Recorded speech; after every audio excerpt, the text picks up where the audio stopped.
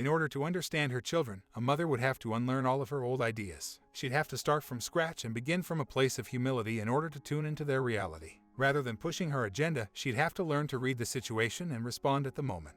Rather than parenting based on hypothetical fears, she'd have to deal with each situation as it presented itself. She started allowing her daughter to go to school in her pajamas. The benefits were immediate: no more power struggles, less stress about appearance, and more fun for both of them. This made parenting much easier for her. What could you do next time your child sulks? The key is to focus on the signals your child gives you. Tuning into her emotions may help you take off autopilot and access your intuition.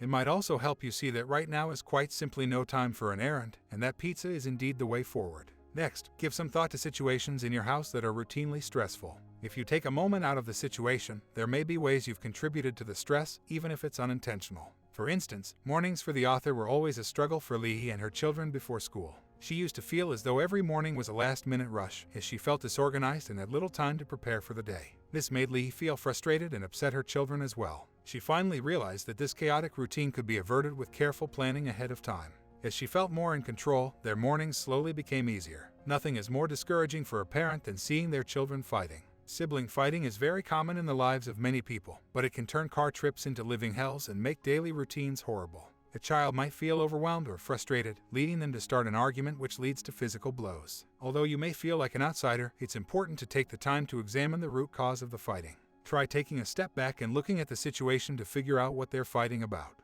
Understanding the dynamics of the situation would help to solve it. Once again, the exploration is about examining your role in the fighting. That's right, you do play a role. You sacrifice a lot for your children, and it's only natural that you would want them to acknowledge this. Sometimes, it can feel especially hard when they don't appreciate your efforts, like when you drive them to school in the morning when there is a perfectly good bus stop right outside their house. You may have even saved up to send them on a vacation somewhere exotic, only for them to complain the whole time about the horrid flight service or food options. But here's the thing, parenting can't be transactional. As in, you can't do things for your children in the expectation of getting something back.